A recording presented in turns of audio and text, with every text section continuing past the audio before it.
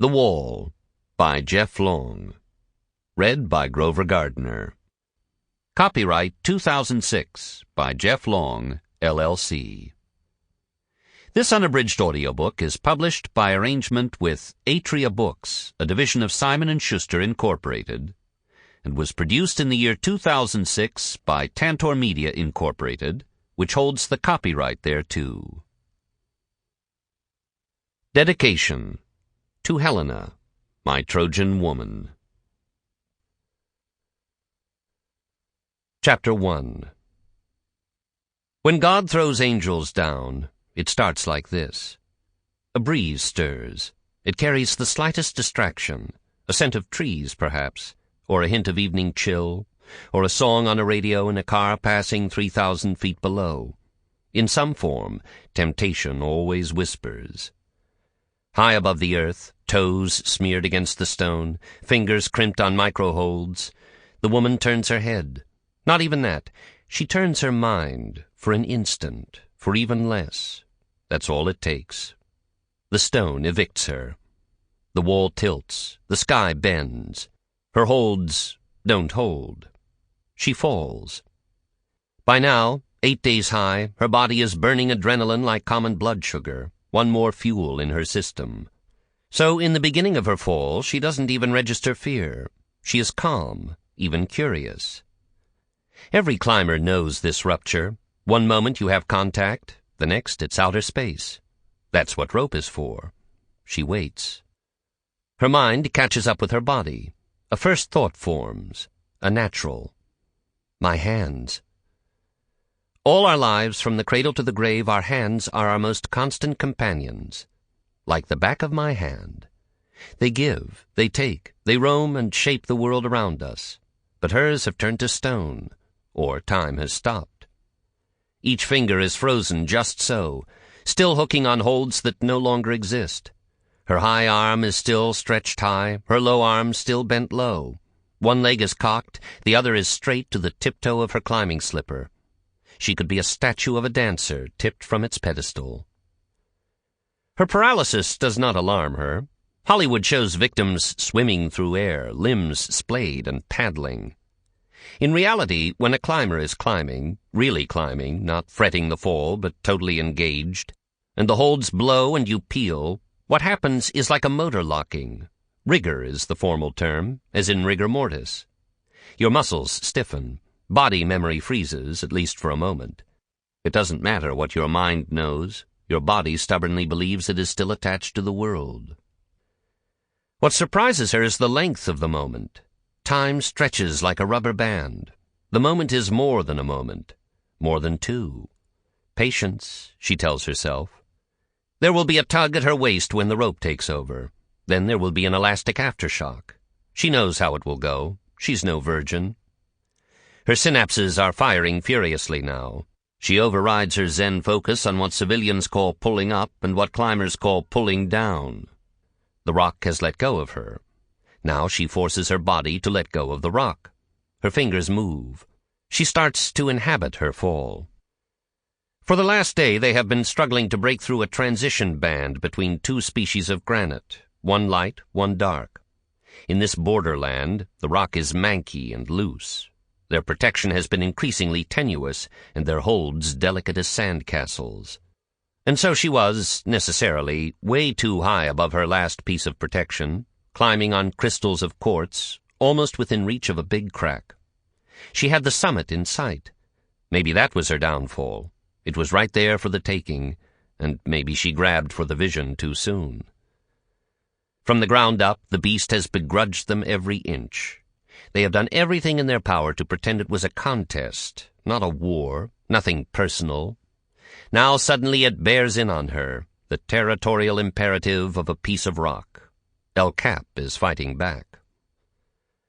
Part of her brain tries to catalog the risks of this fall. Much depends on the nature of the rope, the weight of the falling object, all 108 pounds of her, and the length of the drop.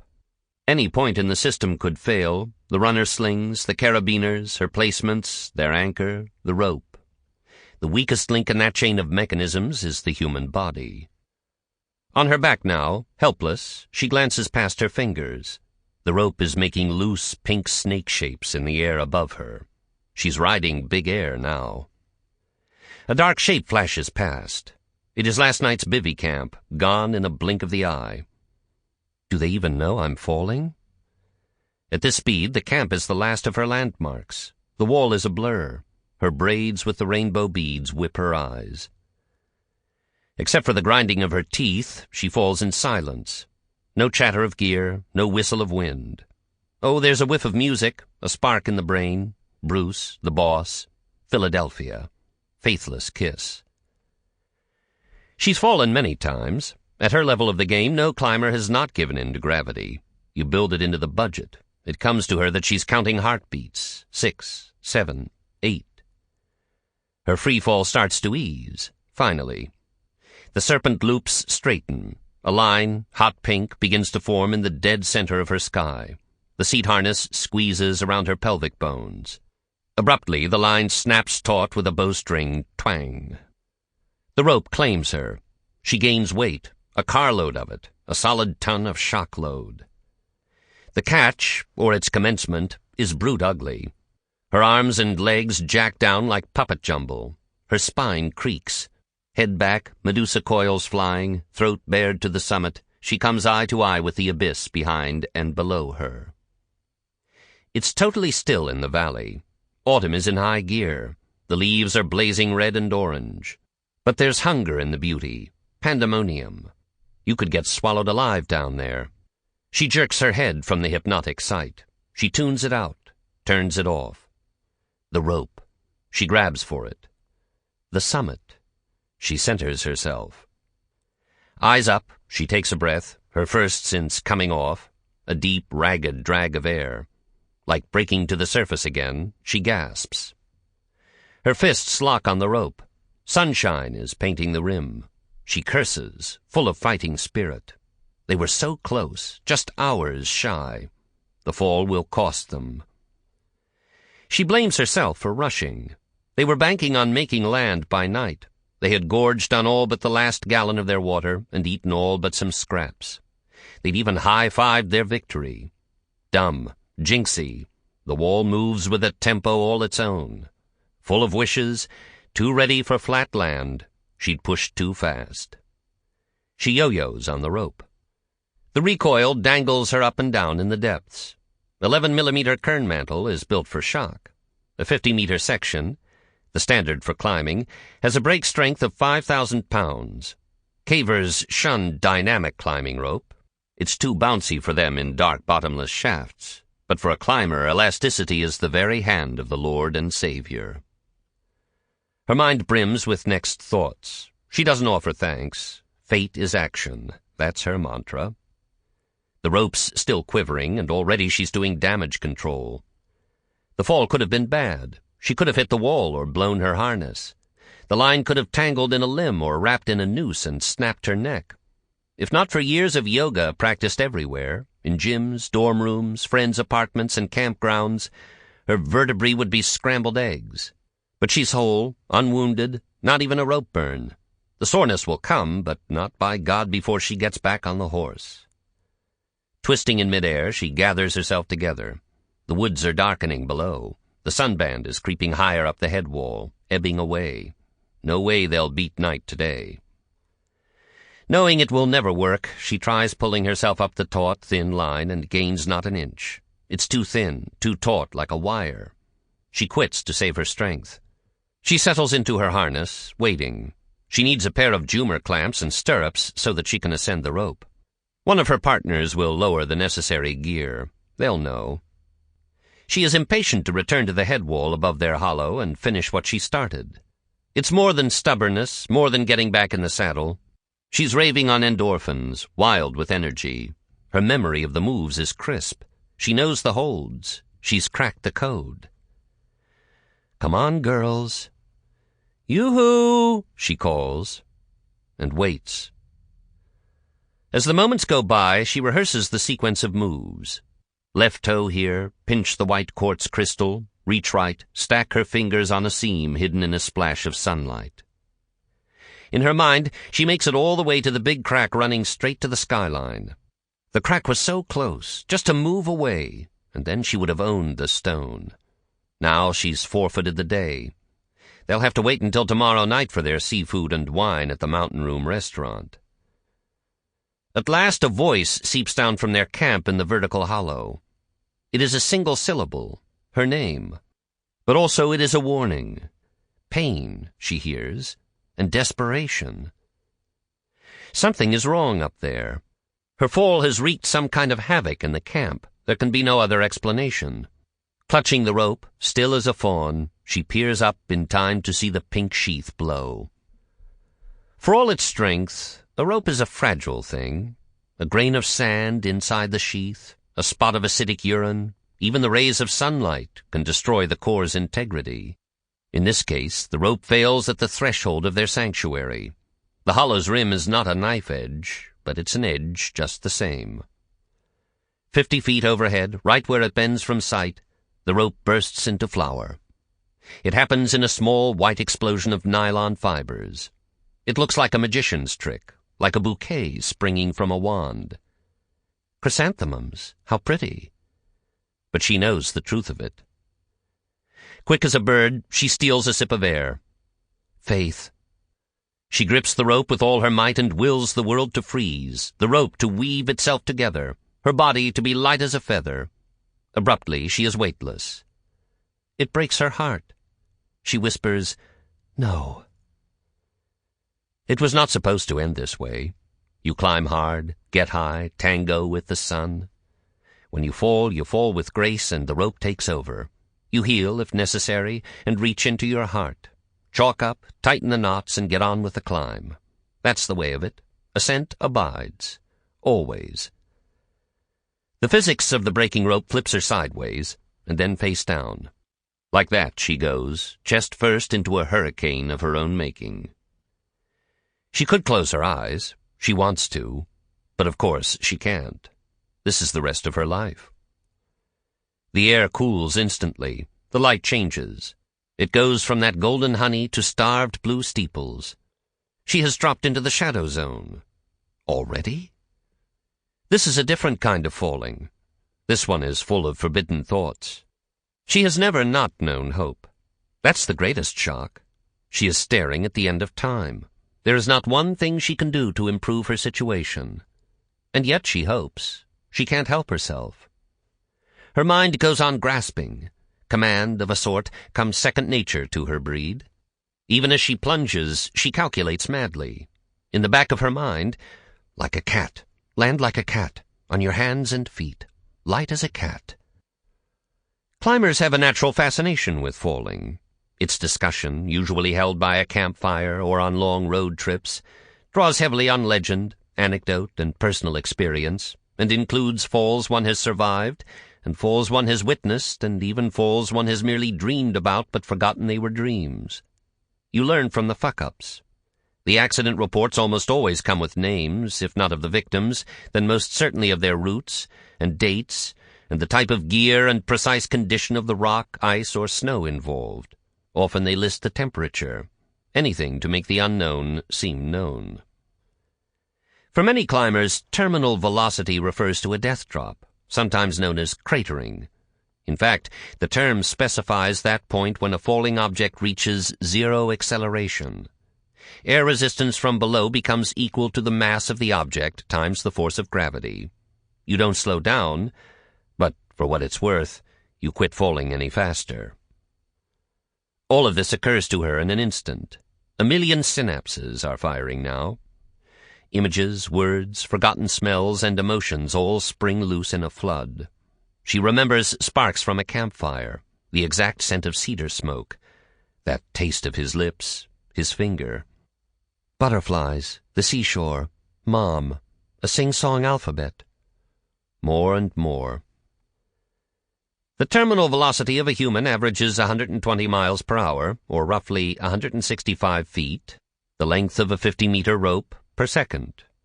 But it takes time to reach that state of zero acceleration. In her first second, she falls just 16 feet. By the end of her third second, she has covered 148 feet. By the end of the sixth second, some 500 feet. That leaves roughly a half-mile to go, and she is just reaching terminal velocity. What it comes down to is this: she has 18 more seconds to live. The wind robs her lungs. It just sucks her empty. It makes her deaf. That, or the blood roaring in her head. She commands herself to see. She keeps her eyes bared. This is for keeps.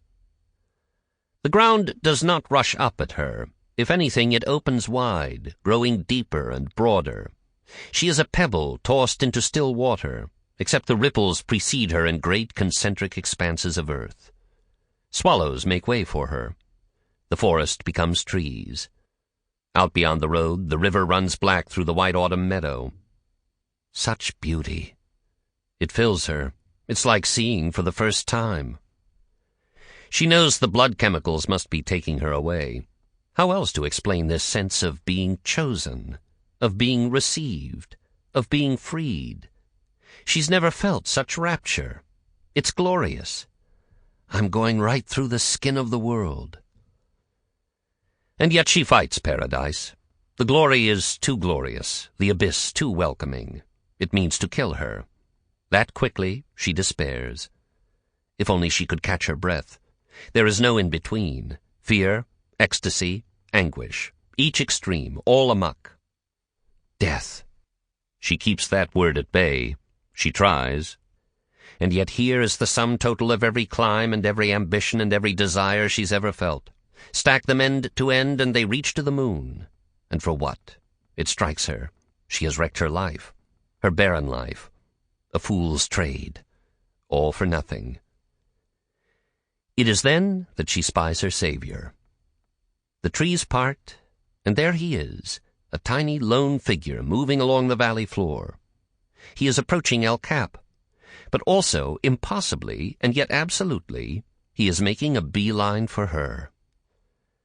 Everything changes. Her fear dissipates. Her wolves lie still. A great calm pacifies the storm. I'm not alone. It's so simple. Whoever he is, he's coming for her. Nothing else explains it. Random chance does not exist for a woman with no chances left.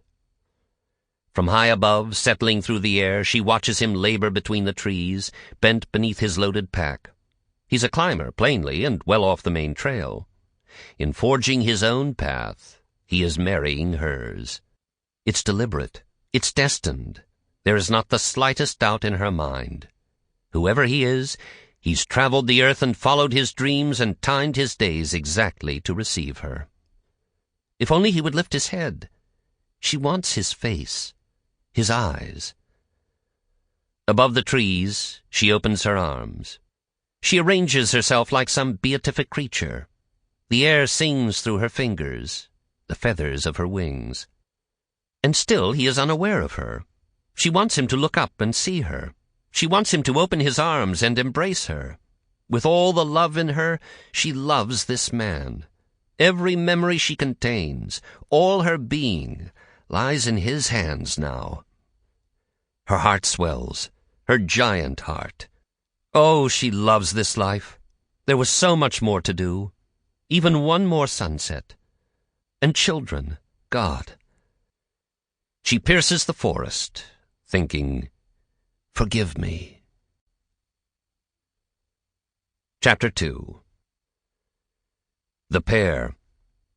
Hugh moved the way giants do, head down, driving against his pack straps, planting each footstep with an eye to his next. Sweat stung his eyes. The pair. Other thoughts crowded in. Water weighs 8 pounds per gallon, and he was humping 10 jugs like some eager kid. Knee joints crackling like popcorn. Some kid, 56 going on 19. He didn't need to be bushwhacking straight up slope. The main trail would have been easier and probably faster, and clear of the poison ivy and oak woven among the underbrush. For that matter, he didn't need to be here at all, slaving this load through the forest on his final afternoon on the ground. His partner Lewis had said the extra water was overkill. He'd insisted they had plenty to last them on the wall. Hugh could have been back at the cabins resting right now. But what if we aren't who we were? They had been young once, and now they were not. and El Cap was no longer necessary to him. The pear. He returned to it. Keep it tight, simple, small thoughts for grand designs. It was an 89-cent Bosch pear, the type Annie used to love. He imagined the blade of his Swiss Army knife cutting neat sections. He would eat it at their cache at the base of El Cap. He would have it in slices, resting on his back. That kept him in motion, casting himself at this thing that did not need him. For the moment he could pretend to be a pilgrim lost in a dark wood at the foot of the mountain, though the woods were not so much dark as the walls above were so bright. And climbers never called El Cap a mountain. The forest thickened. It had been a drought summer. The leaves were dry as old newspaper. Twigs scratched against his pack. Acorn shells lay scattered, emptied far ahead of winter by hungry animals. Deprived of rain, the dusty rhododendrons looked unwashed. The locals were all quoting the Farmer's Almanac to each other, predicting an early winter and tons of snow. Not much more now, a few 100 yards at most. There is a way to rest while walking that he'd learned by watching porters in Nepal. With each step, you trade the whole weight of your burden from one leg to the other, then lock and pause, then step again. Done right, a person can go all day with it. He stopped abruptly, on instinct. The water rocked on his back like 10 tiny seas. 1 foot forward, the other knee locked, he stood in place. Something had changed. But what? He waited with his head and body pitched against the pack weight. He let his senses roam. The forest had quit moving. There was no scurry of squirrels. The jays had fallen silent. The air was still. Whatever the animals had sensed, he was sensing at last. It made him feel dull and vulnerable. A moment before, he'd been synced into the forest's flow. Now, suddenly, he was alone. And yet not alone. It might be a predator. There were bears, though the decades of tourism had turned them into garbage mutts. Or a coyote gone rabid, or a mountain lion. During his long absence from the States, they'd migrated throughout the Sierras. Joggers and mountain bikers were getting dragged down on the outskirts of L.A. Something was watching him. He waited patiently. Not a motion broke the jungly screen. No birds sailed through the trees. Hugh turned heavily, and there was nothing downslope either. With a glance up at El Cap, he decided it was all inside his head. He had doubts about the climb, and so now his doubts were prowling the forest. He shrugged the pack higher and continued on. The little seas sloshed by his ears. Sweat hit the rocks in polka dots. The pear. The air took on a smell. It reminded him of a hunter's camp. But this was Yosemite, and there were no hunters. A kill, he guessed. That would explain the stillness and this scent of fresh meat. One animal had taken another. He reached the edge of a small clearing. A woman was in there. The red bark glistened. It didn't register at first. He almost went around. She was taking a nap, obviously. This was her privacy. But with a second glance, a guilty one, a widower's glance, he realized this was the crux of the forest's sudden hush. She rested on her back on a flat talus slab, face up to the wall of golden light. He took it in. Small breasts, a jut of pelvis, brown hair braided with beads the color of a rainbow. Her chin was tucked just slightly. For a moment his mind refused the awful truth. She was at such peace, one hand over her heart, the other dangling from the stone as if she were drifting on a boat in a stream. She had searched out this perfect view. She had laid herself down in a stone trough that cradled her skull and shoulders and womanly hips. He took a step higher, and of course this was no cradling trough. The slab was flat. The underside of her lay crushed against the stone. Hugh flinched once, but did not back away. The Lizard King had caught her, that starving, patient thing. People talked about Mother Nature, Mother Hell. One false move and you ended up in its belly like this. He held back, piecing together the details. A seat harness girdled her thighs and waist. She was a climber, not a suicide or a murder victim. He knew roughly when she'd fallen and from where. Just a half hour ago, before setting off from the road, he'd seen her and her two partners working it out 2,500 vertical feet off the deck, closing in on the summit. Until now, he'd had no idea one might be a woman. He set his feet and tipped back his pack to get a proper look. The vast radiant panels of El Cap gleamed through the darkening trees. It took a minute for his eyes to adjust to the immense scale and orient himself to the cracks and shadows. A dark hole on the wall was his landmark. If there were any survivors, they would be cowering in there. If not, the rest of them were probably lying close by in the forest. He lowered his eyes to the woman. She had crashed within the last few minutes. The first flies had yet to arrive. He must have been within 100 feet when she landed. How could he not have heard such an earth-shattering thing? There should have been the sounds of tree limbs snapping and a body, a life, exploding. Where was the thunder of her collision? Where was the howl? And still Hugh remained on the outskirts. He did not have to be part of this thing. Many people would have bolted from the scene, some to run for help, others to be shed of the horror. Even among climbers, with their vaunted brotherhood of the rope, some would have fled, some would have reached for their cameras, and some would have just made a wide detour and continued with business. The smell was mounting. Blood and shit. His horror aside, the crash would steal hours from his day, right when he had his own climb to tend. He had no obligation to her, no duty as a witness. She was a stranger to him. And though he had traveled among Bedouins who lived their lives like books already written, Hugh did not traffic in predestination. He did not believe he was meant to be here to help her to the other side. But her quietness pulled at him, and, again, he had that sensation of being watched. He resigned himself. "Ah, Glass, you're in it now," he said, and ponderously backed against a boulder to ease off his pack. Released from his cargo, he had an odd moment of separation. The death chained down his mood, even as his body felt buoyant and thankful for the release. He approached her warily. She frightened him. From this side, she seemed too perfect. Where was the ruin? Her lips were parted. She had white teeth and 5 small earrings like silver fringe along one lobe. Her beads were real minerals, not plastic. As a geologist, Hugh could pick out the turquoise, agate, jade, and ruby, and even their likely value and source.